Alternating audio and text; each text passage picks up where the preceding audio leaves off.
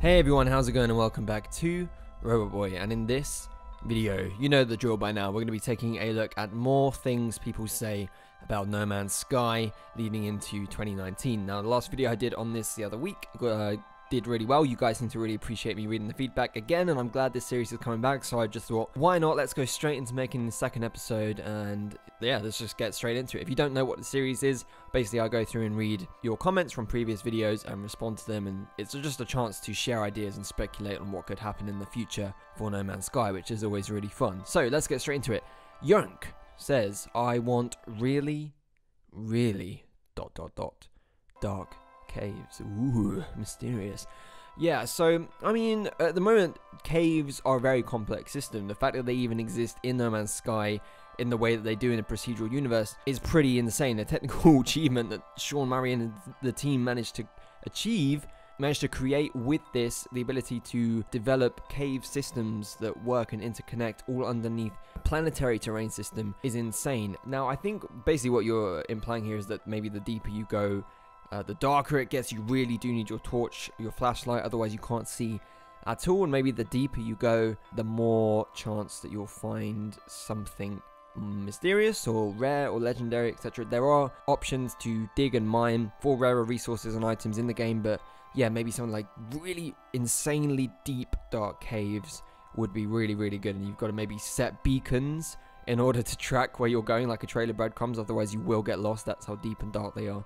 So that would be, yeah, that'd be a really good idea. Gary Spaziani, I do hope I said that right, says, how about customizable ship parts, wings, engines, etc.? So I actually want to make a video on this specifically soon, because I don't know if you saw the latest Beyond Good and Evil 2 gameplay demo, but they showed a lot of ship customization in that game, and that is exactly what I think No Man's Sky needs, is customization for ships where it's very modular, because that's how ships exist in a game already. They are modular parts that are pieced together randomly with different color patterns and color schemes to create the idea that all the ships are completely random and unique, which is what they are, but they're put together by different modules and they're randomized, so giving us the ability to potentially take control of certain elements. Obviously not just have it unlimited in the same way that we can create bases and we have to unlock different parts for our bases. The same thing could be done for ships. You have to implement some system in order to unlock the different modules to add to your ships too, and that's another progression path and system that they could add into the game through that as well. So that's something I really personally want and have wanted for a long time. I mean, even if you don't add the modular parts to it,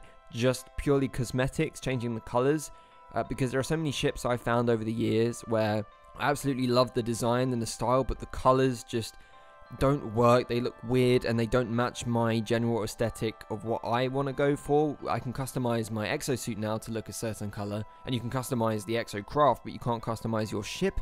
It doesn't really fit, so hopefully that does come later down the line. My Gaming Life says, another thing is that I think they should start to add walking animations for the aliens so they walk around the space stations instead of standing around. Plus making it where if you become a rival and attack a bunch of different freighters and ships of one alien race, they'll start to send hunting parties after you. So that's sort of a more in-depth approach to the faction system, I guess, at the moment, where you can create rivalries and enemies, genuine enemies, so that if you do encounter Gek and Korvax, etc., they will actively send people after you, kind of like, I guess, the bounty system in Red Dead Redemption 2, where, you know, you're wanted for a certain amount of time and then you get a bounty put on you, and if you're unlucky, they'll randomly spawn ships that are coming after you, like the way pirates can just warp in front of you while you're in space, like that, but less random and more like you've done this thing to the Korvax, so the Korvax are sending their ships after you in that type of way, and if you don't do anything to amend that broken relationship between you and them, then they will continue to do so. And yeah, walking animations in the ship would be nice, just to create sort of a greater sense of a living space station, and the idea that these aliens do exist and walk around. They're not just plonked wherever and they just sit there forever. Nova Animations AN says, one way I'm thinking they could improve space battles is have it spread out across the system and have them last longer, and introduce carriers, ships bigger than freighters in battle until one is destroyed or retreated. So I think what you're trying to say here, which I think is a really very cool and interesting design choice, is instead of just warping into a system and the space battle is right in front of you, and it's the sort of one big ship only, and small ships are attacking it, and then that's it. Once it ends, it ends. You've got, yeah, different freighters around in the system, battles happening in more than one place than just where you warp in, and they can be continuous, and there is a big goal in order to end it permanently in the system, which is to take down one of the capital ships, the main freighters for the faction on one side, and that would let the other side win. And that might tie into what we were just talking about there with the factions. You align maybe with one side or the other, you align with the Korvax, you take down a ship, an enemy pirate ship or whatever, and then that faction will send ships after you because you help them. This is very in-depth and would require a lot of hard work, I'm sure, but I think generally just bigger and longer space battles in a system would create, again, that sense of immersion that there is a war going on in the system still between all of these races. That would be really cool. Lore Gaming now says, anything or anyone thinks cities will show up in No Man's Sky in the future? Well, my friend, if you want to head over to MZK's channel, he's got a fantastic cities video over there for you. But I will give my short opinion on it now, and I don't think we will see cities in No Man's Sky in the future. I would love to see cities in No Man's Sky in the future, of course I would. I'm just not sure if that's up on the list for Hello Games at the moment. I still think they want to focus on core experiences, the core variation, the core engine itself, improving the actual gameplay and what you can do in the game, stuff to find and explore and everything. I think cities is almost a pipe dream that if it does come to the game, I will be so excited to see. But I'm not sure. I mean, the closest we've got at the moment is the near unlimited base building, where players have designed very large areas on the planet that consist of bases and base parts and buildings and everything. I think that's the closest we're going to get to it for the time being. But as I say, go check out MZK's Cities video because it's great, and if you want to hear more thoughts on that, yeah, go check it out. And lastly, hey, pretty fitting name, says, I just want more of a reason to go out and explore a planet. As it stands, I just land on a planet, get out, walk around a bit, and I've seen everything it has to offer. It doesn't have the feeling that I'll find something incredible if I take the time to explore. I understand doing something like this is massively difficult, especially when I could land on any part of an entire planet, so I just have no idea how they'd achieve it, but I do hope that they do it one day. I've been in this boat since day one, and I still am in this boat despite No Man's Sky Next and Visions and The Abyss all releasing. I think this is just a sort of unfortunate Achilles heel of this type of game design, a procedural universe, where comparing it to Beyond Good and Evil 2, Beyond Good and Evil 2, you've got this galaxy, but it's handcrafted with planets that are being designed from scratch and personalized. Obviously, there's a level of procedural generation going on to, you know, they're obviously not going to go around the entire planet making every single rock and every single cliff face and field and everything like that, but they have gone in, and where there are things to do, they have been hand placed.